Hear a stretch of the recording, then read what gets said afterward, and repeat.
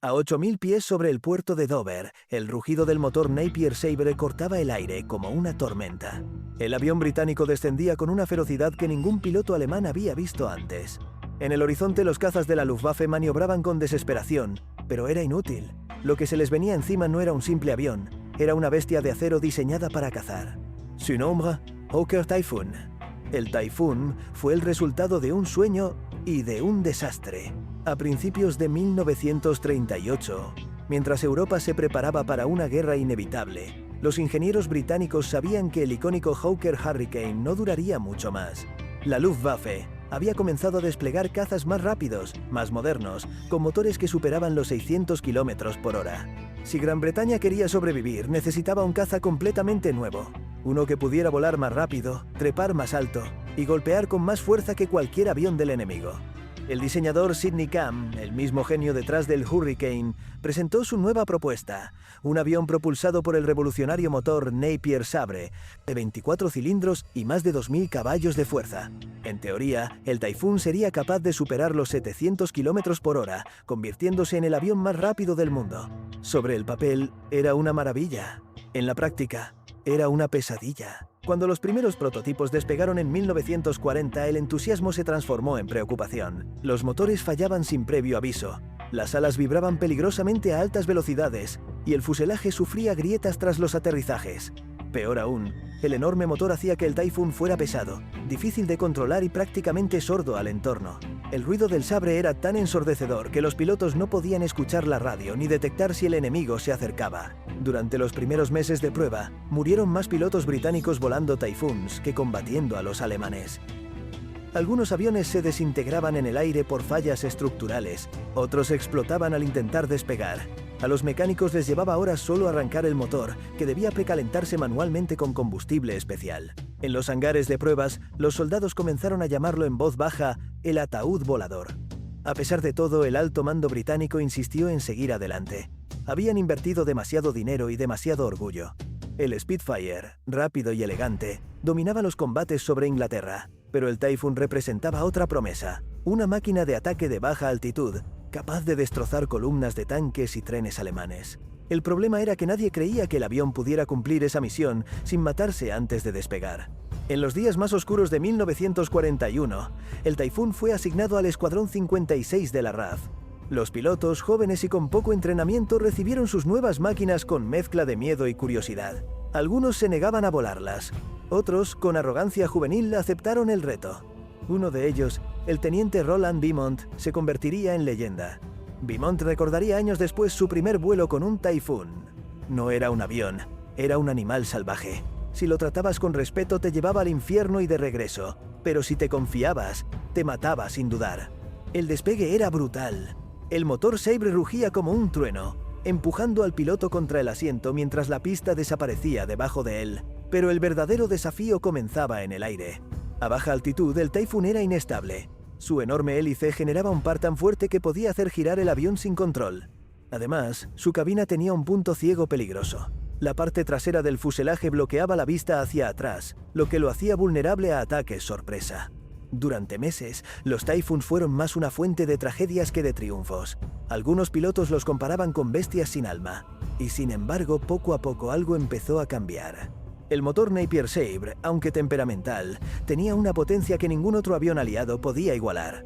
Su capacidad para mantener velocidad incluso a baja altitud lo convertía en un monstruo cuando volaba cerca del suelo. Mientras los Spitfires perdían rendimiento al descender, el Typhoon se volvía más estable, más firme, más peligroso. Esa característica, ignorada por muchos, sería la clave para su redención. En la primavera de 1942, el Typhoon fue desplegado en el sur de Inglaterra para interceptar los cazas alemanes Fue 190, que estaban causando estragos entre los bombarderos aliados. Los británicos no sabían aún qué tan efectivo sería su nuevo avión, pero estaban desesperados por detener las incursiones alemanas. El primer encuentro real fue caótico. Sobre los cielos de Canterbury, 3 Typhoons se enfrentaron a una escuadrilla de Focke-Wulf 190. Los pilotos británicos descendieron tan rápido que superaron la barrera de los 650 km por hora, algo que ningún otro caza británico podía hacer. Los alemanes, acostumbrados a dominar en velocidad, se vieron sorprendidos. En apenas 2 minutos de combate, 2 W-190 cayeron envueltos en fuego. Aquel día, el Taifún demostró que bajo las manos correctas podía ser un depredador letal. Los informes posteriores cambiaron el tono de los mandos británicos. Lo que antes era un avión problemático comenzaba a ser visto como una posible joya. En las bases, los mecánicos trabajaron sin descanso para mejorar su fiabilidad. Reforzaron las alas, rediseñaron las tomas de aire y mejoraron los sistemas hidráulicos. Lentamente, el Taifún dejaba de ser un riesgo para convertirse en una herramienta de guerra. Aún así, sus defectos seguían allí. El Sabre se sobrecalentaba con facilidad, y los pilotos debían aprender a controlarlo con precisión quirúrgica. Volar un Taifún no era cuestión de destreza, sino de instinto. Los instructores decían a los novatos: no intentes dominarlo, vuélalo como si te estuviera haciendo un favor. En las cantinas el Taifún dividía opiniones. Algunos pilotos lo amaban, otros lo temían, pero todos coincidían en algo: era rápido, increíblemente rápido. A máxima potencia superaba los 700 km por hora, y en picada podía alcanzar velocidades que ningún avión alemán podía seguir sin romperse en el aire. El enemigo, al principio incrédulo, empezó a reconocer su silueta: ancha, robusta, con una nariz grande y una hélice que parecía devorar el aire. Los alemanes la apodaron la cara del diablo. Para los británicos el Taifún aún no era un héroe, pero se había ganado una reputación: el monstruo difícil de domar, que si sobrevivía al vuelo podía destruir cualquier cosa. Nadie lo sabía entonces, pero aquel avión que casi fue cancelado se convertiría pronto en el arma más temida de los cielos europeos, no por lo que derribaba, sino por lo que podía destruir en tierra. Porque el Taifún estaba a punto de descubrir su verdadero propósito, no como cazador de cazas, sino como el verdugo de los tanques alemanes. Cuando el Taifún comenzó a demostrar su potencial real, la Real Fuerza Aérea Británica comprendió que había creado algo que no se parecía a ningún otro avión en el cielo. Era una mezcla peligrosa entre poder y caos. Una máquina que podía hacer temblar el suelo al pasar, pero que exigía el alma de quien la pilotaba. En el verano de 1942, las misiones de combate del Taifún se intensificaron. Su papel como interceptor de baja altitud se volvió esencial. Debía cazar a los cazas alemanes Focke-Wulf 190, que merodeaban sobre el Canal de la Mancha cazando bombarderos aliados. El Taifún no era elegante como el Spitfire, ni ágil como el Hurricane, pero tenía una cualidad que ningún otro caza británico podía igualar: brutal velocidad a ras del suelo.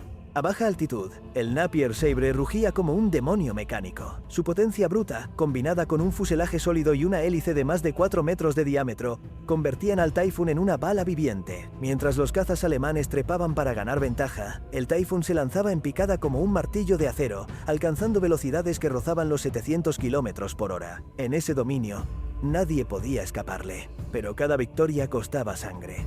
El avión seguía siendo peligroso incluso para sus propios pilotos. En más de una ocasión, la estructura vibró tanto que los pernos se soltaron y las alas se separaron en pleno vuelo. En otras, el motor Sabre, exigido más allá de sus límites, se incendiaba sin aviso. El olor a combustible quemado y aceite caliente se convirtió en parte del uniforme de vuelo de los pilotos del Taifún. El teniente Roland Beaumont, que había sobrevivido a múltiples fallas, recordaba: cuando abrías el acelerador sentías que el avión quería matarte. Pero si sabías controlarlo, si no tenías miedo, podías hacer que destruyera al enemigo antes de que siquiera te viera venir. Aún con todos sus defectos, el Taifún se ganó el respeto del enemigo. Los alemanes comenzaron a reportar un nuevo tipo de amenaza. Sus pilotos decían haber visto un avión con una nariz enorme, alas gruesas y una velocidad infernal. Creían que era un nuevo modelo experimental. No sabían que era una máquina que había nacido del fracaso y de la obstinación británica. En otoño de ese mismo año, el Taifún se convirtió en protagonista de una serie de batallas que cambiarían su reputación. Las incursiones alemanas sobre Inglaterra comenzaron a disminuir. Los pilotos de la Luftwaffe descubrieron que cada vez que descendían demasiado, un Taifún podía surgir del horizonte y destruirlos en segundos. Los radares británicos, al detectar formaciones enemigas, enviaban inmediatamente a los escuadrones de Taifuns. En cuestión de semanas, las pérdidas alemanas aumentaron de forma dramática. Y sin embargo, la RAF comprendió que el Taifún tenía un potencial aún más grande. Su velocidad no solo era útil para interceptar, sino también para atacar. Su capacidad de soportar daños y mantener el vuelo lo hacía perfecto para una tarea nueva y mucho más peligrosa: el ataque al suelo. Las órdenes eran claras: convertir al Taifún en un caza bombardero. Los ingenieros instalaron soportes bajo las alas para cargar bombas de 500 libras y, más tarde, cohetes no guiados RP-3 de 60 libras. Era una transformación radical. Lo que había sido un interceptor torpe se estaba convirtiendo en un arma de destrucción terrestre. A baja altura, volando apenas a unos metros sobre los campos, el Taifún se convirtió en una visión aterradora para los soldados alemanes. Las unidades de Panzer, que hasta entonces habían dominado la guerra terrestre con sus tanques invencibles, comenzaron a sufrir un nuevo tipo de ataque, una lluvia de fuego desde el cielo. Los primeros informes de campo hablaban de columnas de humo negro y acero fundido. Los cohetes RP-3, lanzados en salvas de 8, podían destrozar un convoy completo en segundos. Los pilotos del Taifún desarrollaron una táctica simple pero devastadora. Se lanzaban en picado a más de 600 km por hora, disparaban sus cohetes y se elevaban de nuevo, dejando atrás un rastro de destrucción y tierra ardiendo. El sonido característico del motor Sabre se convirtió en un presagio de muerte para las tropas alemanas. En Normandía, los soldados del Tercer Reich aprendieron a reconocerlo. Cuando escuchaban aquel rugido profundo y grave, sabían que lo peor estaba por venir.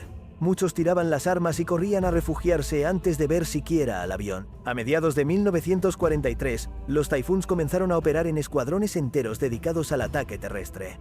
Cada misión requería una coordinación meticulosa. Los pilotos volaban tan bajo que podían ver los rostros de los enemigos en tierra. Algunos regresaban con sus hélices salpicadas de tierra y hojas de árboles. La precisión era su sello distintivo. Los Taifuns eran capaces de atacar un tren en movimiento, acertar en el techo de un búnker o destruir un tanque con un solo impacto de cohete. Pero el precio era alto. Volar a baja altitud significaba exponerse constantemente al fuego antiaéreo. Los pilotos vivían con la certeza de que cualquier misión podía ser la última. En una ocasión, el Escuadrón 609 atacó una columna blindada alemana cerca de Caen. 50 Taifuns descendieron como una tormenta de acero, lanzando más de 300 cohetes en menos de 3 minutos. Cuando el humo se despejó, la carretera estaba llena de tanques en llamas y vehículos destrozados. Los soldados aliados que avanzaron después describieron la escena como una carnicería mecánica. El alto mando británico tomó nota. El Taifún, que había estado a punto de ser cancelado, se había convertido en el arma más efectiva contra los blindados alemanes. Era tan rápido que podía escapar de cualquier caza enemigo y tan potente que podía destruir una división entera de tanques en una sola jornada. Los generales aliados comenzaron a verlo como una herramienta estratégica. En los preparativos para la invasión de Normandía, el Taifún fue designado como el pilar de la Fuerza Aérea Táctica. Su misión no era combatir en los cielos, sino aniquilar todo lo que se moviera en tierra. Y mientras la RAF perfeccionaba su uso, los pilotos del Taifún formaban una hermandad de hierro. Vivían al límite, unidos por el sonido ensordecedor de los motores y el olor del combustible. Cada misión los envejecía un poco más. Cada regreso era un milagro. Un piloto escribió en su diario: "Cuando despegas en un Taifún, sabes que vas al infierno. Pero también sabes que volverás con el infierno detrás de ti". El monstruo de 700 km por hora estaba listo. Ya no era una máquina defectuosa. Ya no era una promesa rota. Era una bestia domada. Una fuerza incontrolable al servicio de la victoria. Y su momento más sangriento estaba por llegar. A comienzos de 1944, el Hawker Typhoon ya no era un experimento fallido ni una curiosidad mecánica. Se había convertido en una herramienta de guerra letal, una máquina temida por todos los que la veían descender desde el cielo. La RAF había aprendido a usar su poder con precisión quirúrgica y la Luftwaffe empezaba a sentirlo en carne propia. El Typhoon se había transformado en el arma perfecta para el campo de batalla moderno. Rápido, resistente y capaz de arrasar columnas enteras en cuestión de minutos. Su capacidad para atacar a baja altitud con una velocidad que rozaba lo imposible lo convertía en un cazador implacable. Pero lo que realmente selló su reputación no fue su velocidad, sino su brutal poder de fuego. Cada Typhoon estaba armado con 4 cañones Hispano de 20 milímetros, capaces de disparar más de 600 balas por minuto. A esa cadencia, un solo Typhoon podía reducir a polvo un convoy blindado en menos de 30 segundos. A eso se sumaban los cohetes RP-3, proyectiles de casi 1,80 m que llevaban una cabeza explosiva de 60 libras. Lanzados en grupos de 8 o 16, eran auténticos relámpagos de acero. Cuando impactaban, podían voltear un tanque Panzer de 50 toneladas como si fuera una lata vacía. Los pilotos de Typhoon, al principio nerviosos, comenzaron a desarrollar una confianza casi temeraria. Cada misión era un viaje directo al infierno, pero también una oportunidad de demostrar que aquel avión, antes maldito, era ahora el brazo de la venganza británica. Las operaciones diarias se volvieron más audaces. Los escuadrones atacaban depósitos de munición, bases de la Luftwaffe y trenes blindados. Lo hacían tan bajo que los árboles se inclinaban con el paso de sus hélices. Los pilotos volaban a menos de 50 metros del suelo, esquivando cables eléctricos, torres de iglesia y el fuego antiaéreo enemigo. A veces, el calor de las explosiones detrás de ellos era tan intenso que los bordes de las alas terminaban ennegrecidos. Los soldados alemanes los apodaron las bestias del rugido. Decían que el sonido del Napier Sabre era lo último que escuchaban antes de morir. Las divisiones Panzer comenzaron a temer más el zumbido del Typhoon que el ataque de un bombardero pesado. Porque mientras los bombarderos atacaban desde kilómetros de altura, el Typhoon llegaba tan bajo que se podía ver al piloto dentro de la cabina. Y cuando los cohetes eran disparados, era demasiado tarde para reaccionar. En los cielos de Francia y Bélgica, el Typhoon se convirtió en una visión cotidiana, pero nunca menos aterradora. Su eficacia fue tan devastadora que en los meses previos a la invasión de Normandía, los informes alemanes señalaban que cada ataque de Typhoons costaba docenas de vehículos destruidos y cientos de bajas. En palabras de un oficial alemán capturado, los Typhoons nos atacaban como lobos. Venían en silencio y rugían al mismo tiempo. Después de cada ataque el campo quedaba cubierto de fuego. Nadie quería moverse por miedo a ser el siguiente. El impacto psicológico fue tan grande que muchas unidades alemanas comenzaron a moverse solo de noche. Pero incluso entonces, el Typhoon encontraba la manera de cazar.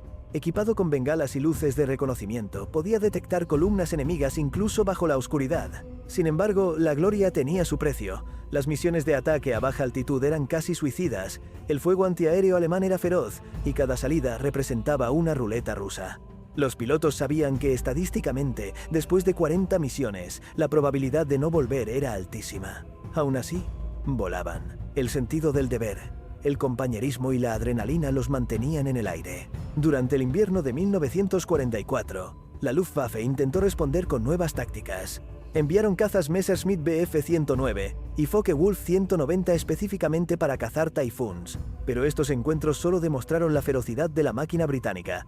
El Typhoon no podía trepar tan rápido como los cazas alemanes, pero su potencia a baja altitud era incomparable. En combate cerrado, era una bestia.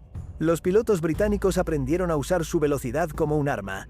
Si un enemigo los seguía, descendían a toda velocidad hasta casi rozar el suelo. Los cazas alemanes, incapaces de soportar las vibraciones o las fuerzas del aire a esas velocidades, se desintegraban o perdían el control. En una ocasión el teniente John R. Baldwin, volando sobre el norte de Francia, fue emboscado por 3 TBE-190. Sabía que no podía subir, así que descendió. Bajó tan rápido que la aguja del velocímetro superó su límite. Los cazas alemanes intentaron seguirlo, pero dos se estrellaron al perder sustentación. Baldwin sobrevivió, y cuando aterrizó, dijo una frase que quedó grabada entre los pilotos del Typhoon. El cielo pertenece a los valientes, pero el suelo pertenece al Typhoon. Con cada mes que pasaba, su papel en la guerra se volvía más crucial. La RAF había encontrado en él el arma perfecta para preparar el terreno de la invasión aliada. A medida que el día D se acercaba, el Typhoon se convirtió en la espada que abriría el camino hacia Francia. Los ingenieros trabajaron sin descanso para adaptar los aviones a las nuevas misiones. Se reforzaron los blindajes, se mejoraron los sistemas de cohetes y se instalaron tanques de combustible auxiliares. Los escuadrones se reorganizaron en unidades tácticas llamadas DOSND Tactical Air Force, DOSTAF, diseñadas para operar directamente en apoyo a las fuerzas terrestres. El 24 de mayo de 1944, apenas 2 semanas antes del desembarco en Normandía, más de 300 Typhoons estaban listos para despegar desde Inglaterra. Sus objetivos eran claros: destruir toda la infraestructura alemana que pudiera obstaculizar la invasión. Durante esas semanas, las carreteras francesas se convirtieron en un cementerio de acero. Los convoyes alemanes eran aniquilados, los trenes volados en pedazos y los depósitos de combustible reducidos a cráteres ardientes. Los Typhoons actuaban con precisión quirúrgica, guiados por observadores terrestres y radares móviles. En menos de un mes, lograron paralizar casi por completo la capacidad de movimiento del ejército alemán al oeste del Rin. Cuando el 6 de junio llegó y los soldados aliados desembarcaron en las playas de Normandía, los Typhoons fueron el primer rostro británico que los soldados vieron en el cielo. Durante todo el día D, volaron sin descanso, atacando fortificaciones, artillería y blindados que amenazaban la cabeza de playa. El coronel James W. Hanna, testigo del desembarco, escribiría años después: sin los Typhoons, los tanques alemanes nos habrían aplastado antes del mediodía, pero cada vez que veíamos una columna enemiga avanzar, aparecían ellos. Bajaban rugiendo, lanzaban fuego y todo quedaba en silencio. El Typhoon había encontrado su propósito final. No era un caza elegante ni un símbolo de la gloria aérea británica, pero era el martillo que abría paso a la victoria. Su velocidad y potencia lo habían convertido en el verdugo de la guerra terrestre. El monstruo que descendía a 700 km por hora para borrar del mapa todo lo que se moviera. El ejército alemán lo sabía, y en las semanas siguientes aprendería lo que significaba enfrentarse al rugido de esa bestia. El 6 de junio de 1944 marcó el amanecer de la operación militar más grande de la historia. Las playas de Normandía estaban cubiertas de humo, fuego y acero, pero sobre todo, estaban protegidas por el rugido ensordecedor de cientos de Hawker Typhoons. Aquella jornada, los pilotos de la RAF demostraron que el destino de Europa no se decidiría solo en la arena o en los tanques, sino también en el cielo. Mientras los barcos aliados disparaban contra las fortificaciones costeras, los Typhoons descendían como halcones sobre los cañones alemanes. Volaban tan bajo que podían sentir las olas romper contra el fuselaje. Cada ataque era una danza precisa entre velocidad, puntería y coraje. Los cohetes RP-3 caían como rayos sobre los búnkers y los tanques enemigos. El estruendo de las explosiones se mezclaba con el rugido del sabre, creando una sinfonía de destrucción que se oía desde kilómetros de distancia. Aquel día, el Typhoon dejó de ser solo un avión, se convirtió en el símbolo del poder aéreo aliado. Los soldados en tierra lo llamaban el Ángel Rugiente, aunque los alemanes lo conocían con otro nombre, el Martillo de Dios. Durante las semanas siguientes, mientras las fuerzas aliadas avanzaban tierra adentro, el Typhoon mantuvo un papel decisivo. Las carreteras normandas eran un infierno de columnas alemanas intentando reagruparse, pero el Typhoon no les dio tregua. Volando a menos de 100 metros del suelo, los pilotos atacaban de día y de noche, destruyendo cualquier cosa que se moviera. Los convoyes eran aniquilados antes de llegar al frente, y las comunicaciones alemanas quedaron reducidas a cenizas. El ataque más devastador ocurrió durante la Operación Goodwood, en julio de 1944. Más de 150 Typhoons se lanzaron sobre una división de tanques Panzer cerca de Caen. En menos de 30 minutos, destruyeron más de 200 vehículos blindados. Los campos quedaron cubiertos de humo y metal derretido. Los observadores británicos apenas podían creerlo. Nunca antes un solo tipo de avión había infligido semejante destrucción terrestre. Los pilotos, sin embargo, sabían que estaban desafiando a la muerte en cada vuelo. El fuego antiaéreo alemán se había vuelto más preciso. Las posiciones de artillería ocultas entre los setos abrían fuego con cañones de 20 milímetros y ametralladoras pesadas. Muchos Typhoons regresaban con agujeros del tamaño de un puño en las alas, los parabrisas agrietados o los tanques de combustible perforados. Algunos aterrizaban sin ruedas, deslizándose sobre el vientre del avión mientras el motor chispeaba y echaba humo. El capitán Desmond Scott, líder del Escuadrón 198, escribió en su diario: «Cuando estás tan bajo que puedes ver a los alemanes dispararte desde las zanjas, no hay tiempo para el miedo. Solo apuntas, lanzas los cohetes y esperas que el rugido te lleve de vuelta a casa». A pesar del peligro, el Typhoon se convirtió en el arma más solicitada del frente. La RAF descubrió que por cada tanque que un bombardero pesado necesitaba 3 salidas para destruir, un solo Typhoon podía hacerlo en una pasada. Su eficacia era brutal, y su impacto psicológico, devastador. En agosto, cuando el ejército alemán intentó retirarse por el bolsillo de Falaise, los Typhoon sellaron su destino. Día tras día lanzaron miles de cohetes sobre las columnas que intentaban escapar. El resultado fue una masacre. Los campos quedaron tan llenos de vehículos carbonizados que los soldados aliados tuvieron que abrirse paso entre los restos humeantes. Aquella fue la prueba definitiva del poder del Typhoon, un avión nacido del fracaso que había destruido literalmente la columna vertebral del ejército alemán en el oeste. El propio Erwin Rommel, el zorro del desierto, escribió poco antes de ser herido en acción que los Typhoons eran el mayor obstáculo para cualquier movimiento alemán. En sus palabras, nuestras tropas ya no temen a los tanques enemigos, sino a los cazabombarderos británicos. Pero la gloria tenía un costo alto. Más de 600 pilotos de Typhoon murieron durante la guerra, y cientos de aviones se perdieron en combate. Volar a baja altitud era una sentencia incierta. Una bala bien colocada podía perforar el radiador o prender fuego al motor. Aún así, las misiones continuaban. Nadie quería abandonar al monstruo que había cambiado el curso de la guerra. Con el tiempo, el Typhoon se convirtió en leyenda. Su sucesor, el Hawker Tempest, heredó muchas de sus características y eliminó sus defectos. Pero el Typhoon seguía siendo el favorito de los veteranos. No era elegante, ni bonito, pero era el símbolo de la resistencia.